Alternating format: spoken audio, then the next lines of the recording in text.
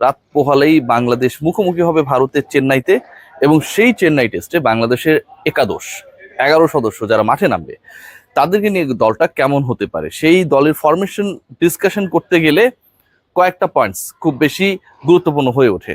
রাওয়ালপিন্ডিতে বাংলাদেশ জিতেছে টানা 2 টেস্টে, পাকিস্তানকে হোয়াইট ওয়াশ করেছে, কিন্তু চেন্নাইয়ের সাথে রাওয়ালপিন্ডিকে যদি তুলনা করার চেষ্টা করা হয়, বাংলাদেশ ওখানটায় গিয়ে পাকিস্তানের উপর ডমিনেট করেছে, প্রথম টেস্ট 10 উইকেটে জিতে ফেলেছে, ভারতের সাথেও একই পারফরমেন্স করবে, সেটাকে যদি একইভাবে অনুবাদ করার চেষ্টা করা হয় এটা ভুল। বাংলাদেশ দল they are in a difficult challenge right now. 11 কি হবে সেই 11 নিয়ে আলোচনা যদি করতে চাই, সরাসরি 3 থেকে 4টা জায়গা নিয়ে আসলে প্রশ্ন তৈরি হয়, এবং সেই প্রশ্নগুলোর সমাধান করে আজকের যে 11 যেটা আমি আমার প্ল্যাটফর্মে মনে করি যে হওয়া উচিত সেটা ডিসকাস করব। প্রথম যে পয়েন্ট সেটা হচ্ছে বাংলাদেশ দলের ওপেনিং পার্টনারশিপটায় আসলে কারা থাকবেন।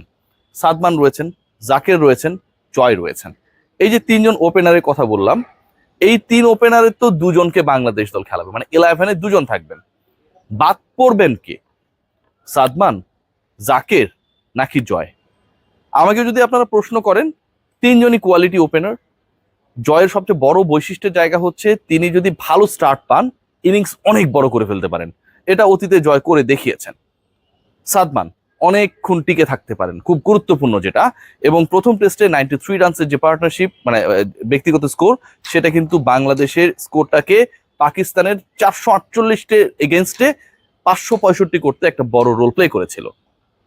জাকের সময় সময় অ্যাটাকিং হতে পারেন, ধরে খেলতে পারেন, এবং তিনি যখন দ্বিতীয় টেস্টের শেষ বিকেলে অ্যাটাকিং হয়েছিলেন সেটা কিন্তু টিম টাইগার্সকে প্রতিপক্ষের বোলিং এর এগেনস্টে চোখে চোখ রেখে আক্রমণাত্মক হবার কনফিডেন্স দিয়েছিল। এখন 3 জন ব্যাটার, 3 জন ওপেনিং করেন, এদের মধ্যে বাদ তো একজনকে পড়তে হবে। আমার দৃষ্টিভঙ্গিতে Mahmudul Hasan Joy may be going to be drop from the next test. তার মানে ওপেনিং এ সাদমান এবং জাকের, এর আগে আমরা যে পার্টনারশিপটা দেখেছিলাম, এই দুজনেই নামবেন। এটা আমার কাছে মনে হয় যে টিম কম্বিনেশন বা ফরমেশন ম্যানেজমেন্টের সাথে যারা জড়িত রয়েছেন তারা এই 2 ওপেনারে যাবেন, জাকের অ্যান্ড সাদমান। এরপরে যদি পজিশনস গুলো আমরা চিন্তা করি, এগুলো নিয়ে খুব বেশি আসলে ডিসকাশনের সুযোগ নেই। শান্ত, মুমিনুল, মুশফিক আপনারা সবাই জানেন, এবং তারপরে হচ্ছে সাকিব আল হাসান নাম্বার 6 7-এ হচ্ছে লিটন কুমার দাস, নাম্বার 8-এ আমাদের মেহেদী হাসান মিরাজ। ওপেনিং এর যদি ঝামেলা মিটাে ফেলি তাহলে হচ্ছে পরের যে 6টা স্পট রয়েছে সেই 6 স্পট নিয়ে আসলে প্রশ্ন তোলার, এক্সপেরিমেন্ট করার সুযোগ খুব বেশি আমি দেখি না। যদিও এবারের টেস্ট দলে প্রথমবারের মতো অন্তর্ভুক্ত হয়েছেন জাকের আলী অনিক, কিন্তু আগামীকালে যে টেস্ট শুরু হবে সেই টেস্টে জাকের আলী অনিক সুযোগ পাবেন, তাকে জায়গা দিবে, এবং তিনি সেই টেস্ট খেলার মতো যথেষ্ট মানে এই মুহূর্তে একটা শেপে রয়েছেন, কিংবা অন্যরা শেপলেস অবস্থায় রয়েছেন, এই ডিসকাশনটা করার কোনো সুযোগ নেই। 3 নম্বরে ক্যাপ্টেন শান্ত রান খরা, এবং নাম্বার 6-এ সাকিব আল হাসানের অফ ফর্ম ছাড়া বাকি যারা রয়েছেন সবাই অন এন্ড অফ পারফর্ম করেছেন। মুমিনুল রান টুকটাক ভাবে করেছেন আমরা দেখেছি, এবং সেটা দলের গুরুত্বপূর্ণ জয় ভূমিকা রেখেছে। মুশফিকুর রহিমকে নিয়ে বলার কিছু নেই, বাংলাদেশের সবশেষ টেস্টের সবচেয়ে বড় ব্যক্তিগত ইনিংস যেটা 191 তিনি খেলেছেন। লিটন কুমার দাস 6 উইকেট চলে যাবার পর যেভাবে মেহেদী হাসান মিরাজের সাথে পার্টনারশিপ করেছিলেন 138, অসাধারণ একটা মানে রোল প্লে করেছিলেন। Mehedi Hasan Miraz himself is a great performer. তিনি সবশেষ যে টেস্ট সিরিজ সেখানটায় হচ্ছে 70+ ইনিংসকে একটা মোটামুটি নিয়ম মানিয়ে ফেলেছিলেন। তো এই যে নেমসগুলো আমি মেনশন করলাম, সাকিব আল হাসান এবং ক্যাপ্টেন শান্ত স্পট ছাড়া প্রশ্ন তোলার কোনো সুযোগ নেই ব্যাটিং ওয়াইজ। এবং সাকিবকে নিয়ে তো আপনার কোনো ধরনের আপনি প্রশ্ন তুলবেন না, সাকিব আল হাসান স্কোয়াডে রয়েছেন, তার মানে সাকিবকে খেলাতে হবে, এটা একটা নিয়ম, এটা একটা কি বলবো, এটা একটা সাংবিধানিক আইন বলতে পারেন। ব্যাপারটা অনেকটা এরকম যে সাকিব মুশফিকরা হচ্ছে 16 সদস্যের দলে, 15 সদস্যের দলে শুধুমাত্র দলভুক্ত হবার জন্য থাকেন না, তাদেরকে রাখা হয়, তারা থাকেন মানেই হচ্ছে বাংলাদেশ দলের কনফিডেন্স থাকে, তারা 11-এ থাকবেন। তো সাকিব আল হাসান তিনি সবচেয়ে সারের হয়ে কাউন্টিতে যেই পারফরমেন্সটা করেছেন, খুব বেশি স্পিন বান্ধব উইকেট ছিল এমনটা আমরা বলতে পারি না, কিন্তু চেন্নাইয়ে বল ঘুরবে এবং সেই জায়গায় সাকিব আল হাসান বিধ্বংসী হয়ে উঠতে পারেন। আমি আমার সবশেষ ভিডিওতে সেটা বলেছিলাম। সেই হিসাবটাও যদি আপনি করেন, আপনার দলের সবচেয়ে বড় তারকা, সবচেয়ে বড় Trump card Shakib Al Hasan against India হতেই পারে। শান্তের জায়গাটা এমন যে শান্ত হচ্ছে ক্যাপ্টেন, ভাইস ক্যাপ্টেন হলে বাদ দিয়ে দেয়। আমরা দেখেছিলাম যে নিউজিল্যান্ডে বাংলাদেশ দল তখন T20 খেলতে গিয়েছিল, সেই সময়টায় ভাইস ক্যাপ্টেনের রোলে ছিলেন মেহেদী হাসান মিরাজ, এবং মেহেদী হাসান মিরাজকে কোনো ম্যাচই খেলতে সুযোগ দেওয়া হয় নাই। ম্যানেজমেন্ট কেনই তাকে ভাইস ক্যাপ্টেন বানালো, আর ভাইস ক্যাপ্টেন বানালে কেনই খেলতে দিল না, এটা নিয়ে প্রশ্ন উঠেছিল। কিন্তু ক্যাপ্টেন, ক্যাপ্টেন মানে কি? He is the leader, he has to lead from the front. Press কনফারেন্সে ক্যাপ্টেন আসছেন, কথা বলছেন। ক্যাপ্টেনের রোলটাই হচ্ছে পুরো দলকে তিনি নেতৃত্ব দেবেন এবং ক্যাপ্টেন করে পাঠানোই হয় যে তার স্পটটা অন্তত যদি তিনি ইনজুরিতে না পড়েন ফিক্সড। সো ক্যাপ্টেন খেলবেন, সাকিব আল হাসানও খেলবেন, 1 থেকে 8 পর্যন্ত জায়গা মোটামুটি ফিক্সড। বাকি থাকে 3টা স্পট, এই 3টা স্পট নিয়ে হচ্ছে আসলে ট্রিক্স। এই 3 স্পটের আমি কিন্তু 8 পর্যন্ত যা বলেছি, 1 থেকে 8-এর মধ্যে কিন্তু আমরা 2জন বোলার পেয়ে গেছি, জেনুইন 2জন স্পিনার পেয়েছি, বাঁহাতি অর্থোডক্স সাকিব আল হাসানকে আমরা পেয়েছি।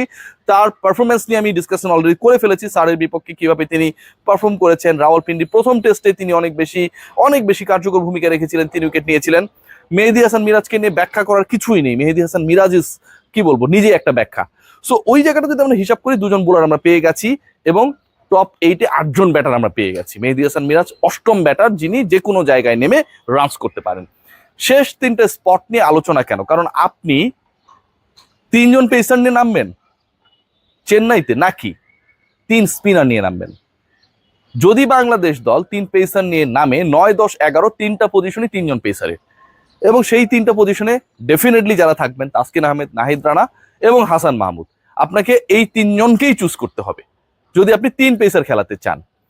আর আপনি যদি 2 পেসার খেলাতে চান, সাকিব এবং মিরাজের সাথে আরো একজন স্পিনারকে অ্যাড করতে চান, সেক্ষেত্রে 3 স্পটের মধ্যে একটা তো একজন স্পিনারকে দিতেই হবে। সেই জায়গায় আমার কাছে মনে হয় তাইজুল ইসলামের দিকেই বাংলাদেশ টিম ম্যানেজমেন্ট প্ল্যান করবে। তাইজুল ইসলাম মানে বাঁহাতি 2জন অর্থোডক্স স্পিনার, সাথে অফ স্পিনার মেহেদী হাসান মিরাজ, মানে 3জন স্পিনার। তাহলে 2জন পেসার কে? তার আগে আমি ক্লিয়ার করে নিই যে আমার 11 আমি মনে করি চেন্নাইয়ের উইকেট ক্যারেক্টার 3rd ডে বা 2nd ডের লাস্ট সেশনের পর থেকে বল স্পিনিং হবে, ঘুরবে। এখন পর্যন্ত 2 ধরনের উইকেট প্রিপেয়ার করে রাখা হয়েছে, সেটা সকালবেলা আমরা জানতে পারবো যে আসলে টিম ইন্ডিয়া কোন উইকেট চুজ করছে। বাট যদি আমরা ধরে নিই চেন্নাই ট্রেডিশনকে, তাহলে সেখানটায় 3 স্পিনারের ফেভারে আমি যাব, এবং সেই জায়গাটায় সাকিব মিরাজের পাশাপাশি আমার চয়েস হচ্ছে তাইজুল ইসলাম। মানে তাইজুল ইসলাম 9ম স্পট নিয়ে নিলেন, বাকি থাকে 2জন। এই 2জন পেসার কি হবে? হাসান মাহমুদ, নাহিদ রানা, তাসকিন আহমেদের মধ্যে থেকে বাদ করবেন কে? এটা কিন্তু খুব ডিফিকাল্ট টু সে, খুবই ডিফিকাল্ট টু সে, কারণ 3জনই বাংলাদেশের রাওয়ালপিন্ডিতে টানা 2 টেস্ট জয়ের ক্ষেত্রে একটা বিগ রোল প্লে করেছে। তাসকিন আহমেদ দীর্ঘ সময় পর কামব্যাক করার পর 3 উইকেট নিয়েছিলেন। ভারতের বিপক্ষে তাসকিন ইজ অলওয়েজ ইমপ্রেসিভ, খুব বেশি কার্যকর। তাসকিন আহমেদকে আমাকে বাদ দিয়ে দিব? হাসান মাহমুদ সবশেষ টেস্টে 5 উইকেট নিয়েছেন ভাই। পেসাররা পার্টিকুলার একটা ইনিংসে 10 উইকেটে 5টা ছিল হাসানের, 4টা ছিল নাহিদ রানার। 152 কিলোমিটার গতিতে বল করছেন এবং he is going to be a surprise package against India. তার সম্পর্কে এখন পর্যন্ত খুব বেশি ধারণা পাওয়া যায় না, যেহেতু ম্যাচেস কম খেলেছেন। আমি এই 3-এর থেকে যেহেতু 2 চুজ করতে হবে, মানে 9টা স্পট হয়ে গেছে, আমি 1 নম্বরে চুজ করব নাহিদ রানাকে। নাহিদ রানাকে বাংলাদেশ টিম ম্যানেজমেন্টে খেলানো উচিত কয়েকটা কারণে। প্রথমত হচ্ছে তিনি সারপ্রাইজ প্যাকেজ, একটু আগে যেটা বলছিলাম। দ্বিতীয়ত হচ্ছে তার গতি। থার্ড যে পয়েন্ট, সেটা হচ্ছে যেহেতু তিনি surprise package, he has many thing in him, যেই জিনিসটা এখন পর্যন্ত আনডিসকভার্ড রয়েছে। সো এই টাইপের বোলাররা ম্যাচের ফল নির্ধারক, সেশন নির্ধারক হয়ে যেতে পারে। একটা স্পট হাসান মাহমুদ নাকি Taskin Ahmed, I would go for Hasan Mahmud. Last টেস্টে তাসকিন এবং হাসানের পারফরমেন্স, তাসকিনের এটা আমরা একটু অন্য জায়গায় রাখি, তাসকিন 1 টেস্টই খেলেছেন,